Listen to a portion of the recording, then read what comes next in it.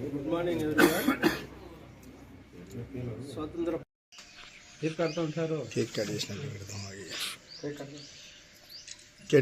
Cake cut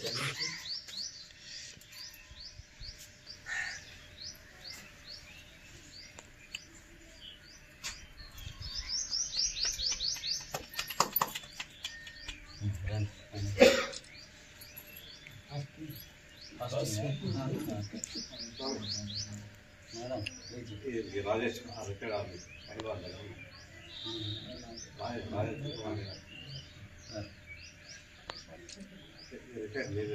जुड़ रहा sir आप खिला सकते हैं ना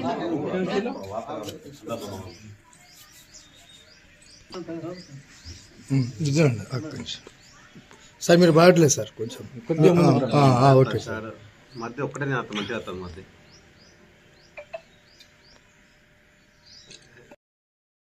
ఒక్క నిమిషం అన్న రెడీ ఉన్నా అటు పట్టుండే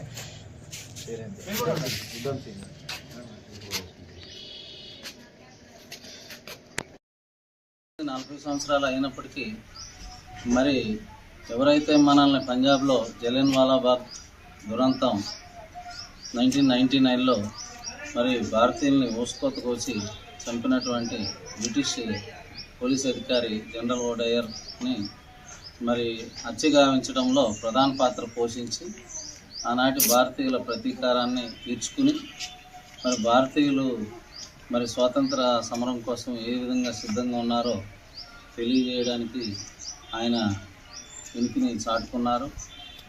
అయినా సరే మిగతా వారంతా వెలుగులోకి రాకపోయినా మొత్తానికి ఆయన గొప్ప యోధుడిగా మిగిలిపోయారు. ఈరోజు ఆయన యొక్క జన్మదినం మనం జరుపుకోవడం అనేది చాలా గర్వకారణం. అందులో రాజేష్ జీ వాళ్ళ ఫ్యామిలీ ఇట్లాంటి అన్సంగ్ హీరోస్ని వెలుగులోకి తీసుకొచ్చి మరి ఎంతోమందికి తెలియజేయడానికి ప్రయత్నం చేస్తున్నటువంటి ఈ యొక్క స్ఫూర్తి ఏదైతే ఉందో దానికి మెచ్చుకుంటూ ఈ అవకాశం ఇచ్చినటువంటి రాజేష్ గారి దంపతులకు పాత్రికేయులకు మరి అందరికీ కూడా ధన్యవాదాలు తెలియజేసుకుంటూ సెలవు తీసుకుంటున్నాను. Thank you. ఉధమ్ సింగ్ వాస్తవానికి ఉధమ్ సింగ్ ఇక్కడ తెలుగు ప్రజలకి పరిచయం లేకపోవచ్చు, కానీ పంజాబ్లో పబ్లిక్ హాలిడేగా ఇప్పటికి కూడా కొనసాగుతుండటం మనం చూస్తూ ఉన్నాం.